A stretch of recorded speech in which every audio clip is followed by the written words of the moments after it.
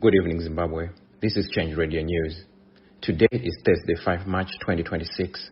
The news read by Tinashe Mtamiri. Here are the news headlines. President Chamisa warns that citizens' power should not be underestimated. Constitutional amendment under the spotlight as Did You Know episodes continue. Bail hearing for Bulawayo Chatunga Mugabe postponed to March 11.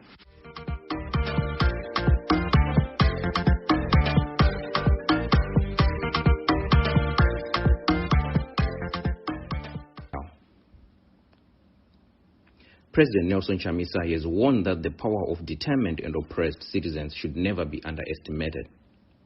In a post on X, President Nelson Chamisa reflected on the root causes of Zimbabwe's liberation struggle, the second Chimrenga, suggesting that public frustration can spark an uprising and lead to major political change.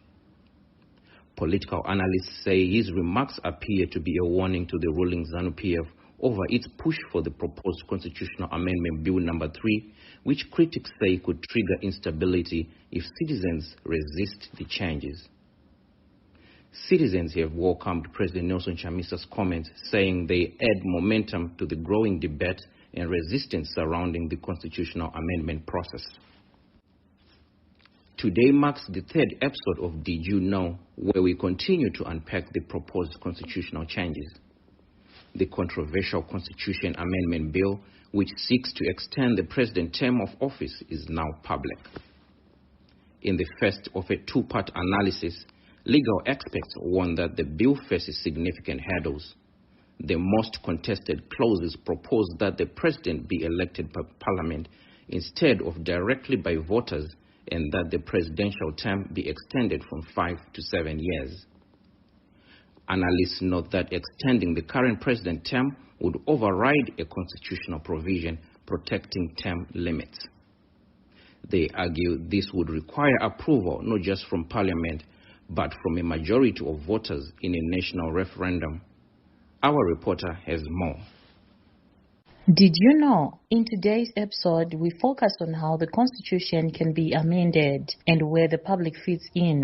Changing a constitution is not like changing an ordinary law. It requires a special process. First, the proposed amendment must be officially published. This is called gazetting. After it is published, the Constitution requires a 90-day period of public consultation. That means Parliament must allow citizens to give their views through public hearings and submissions. All citizens are encouraged to participate in these consultations. Those 90 days are calendar days, not working days, are already ongoing since the gazetting was done last month, February. Only after that period can Parliament begin debating the bill. Then both the National Assembly and the Senate must each pass the amendment with a 2/3 majority of all their members. But there is something else important. If a proposed amendment affects fundamental constitutional principles, such as how leaders are elected or how long they serve, it must also go to a referendum where citizens vote directly yes or no. Why does this matter? Because the Constitution belongs to the people, major changes are not meant to happen quietly. They are meant to involve public participation. In the coming episodes, we will examine whether the current proposal may require a referendum and what that means for citizens. The bail hearing of Bulawayo Chatunga Mugabe has been postponed to March 11 after a power outage disrupted proceedings at Alexandra Magistrates Court in Johannesburg. Mugabe and his co-accused, Tobias Matonodze, face charges of attempted murder, defeating the ends of justice, and possession of a firearm. New developments have emerged in the case involving Chatunga Mugabe. Reports allege that shortly after the shooting of his gardener last month, a friend removed the gun from the crime scene in an attempt to conceal evidence. Sources say the weapon may have been taken with his inside assistance to prevent ballistic testing. Experts say ballistic tests are critical because they can match bullets to a specific firearm through unique markings inside the barrel, helping investigators link a weapon to a suspect or other crimes. Investigators fear the gun may have been hidden, destroyed, or even taken out of the country, which could complicate the case. Police have arrested opposition leader Hebert Chamuka for allegedly making death threats against President Nelson Chamisa in Tendai Biti. Chamuka is said to have made the threats after the two leaders refused to join what he calls inclusive government agenda. While some citizens may have welcomed the arrest, others are questioning what they describe as the selective application of law. Critics argue that ZANU-PF affiliates who openly make similar threats against opposition figures are often left to walk free. The arrest has reignited debate about equal treatment under the law. The National Progressive Democrats say it will hold a march on March 31 against the proposed constitutional amendment bill. Party officials say when they tried to submit a petition against the bill at Parliament yesterday, staff were confused and referred them to several different offices. The NPD describes this as a sign that the government is acting in bad faith. The party is now urging citizens to practice passive resistance by turning up in numbers and submitting petitions to protest the proposed changes. An opposition legislator is calling for urgent government action to address deplorable conditions in Zimbabwe's prisons. Robafadzo Makumire told Parliament that most correctional facilities were built during the colonial era and are designed to inflict punishment, not facilitate rehabilitation.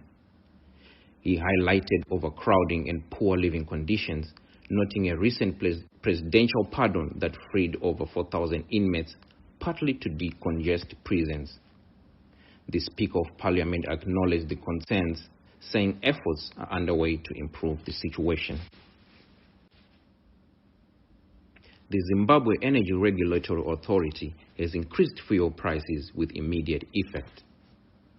In a notice released last night, ZERA announced that diesel will now cost $1.77 per liter, while petrol has risen to $1.71.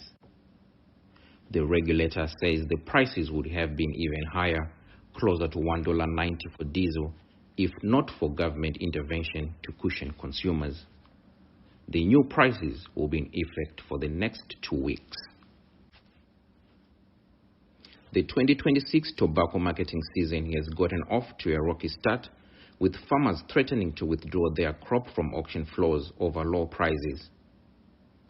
While the first bale sold for $4.60 per kilogram, just 5 cents lower than last year's opening price, many farmers report offers as low as $1, with some dropping to just 50 cents by the end of the day. Growers are now protesting what they call an unsustainable pricing model. And in news from local communities, armed robbers have struck a Mukuru money transfer outlet in Bulawayo city center, escaping with $78,000 and more than R500,000 rand in cash. The incident happened just after 7 yesterday morning at Jason Moyo Street. Police say a female employee was confronted by armed suspects and forced into a shop where they opened a safe and made off with the money. Investigations are underway. In international news, the US-Israeli war against Iran has entered its 6th day, with the situation inside Iran escalating and regional tensions intensifying across the Gulf, Lebanon, and Iraq. Iran has now threatened global shipping in the strategic Strait of Hormuz, while fighting spreads across multiple fronts. Far from the main theater, a U.S. submarine has sunk an Iranian warship off the coast of Sri Lanka, expanding the conflict zone. Iranian state media reports that the death toll from the 5 days of U.S.-Israeli attacks has surpassed 1,000, with more than 6,000 people wounded. Iran's foreign ministry accuses the U.S. and Israel of striking 33 civilian sites across the country, including hospitals, schools, residential areas, the Tehran Grand Bazaar, and the historic Golestan Palace complex. And finally, in sports news, Zimbabwean international Marshal Munetsi has been named man of the moment in French Ligue 1 after scoring in Paris FC's 1-0 win over OGC Nice. Munetsi found the net in the 26th minute and played the full match, marking his second league goal since joining the club in January. The midfielder previously spent 6 years at Stade de Reims before a brief stint at Wolverhampton Wanderers FC.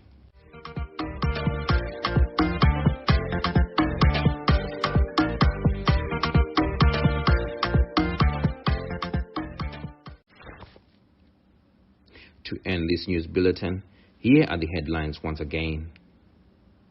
President Chamisa warns that citizens' power should not be underestimated. Constitutional amendment under the spotlight as Did You Know episodes continue. Bail hearing for Bulawayo Chatunga Mugabe postponed to March 11. And that concludes our bulletin for today. We thank you for listening. From myself, Tinashe Mtamiri, and the entire team at Change Radio, we wish you a good night.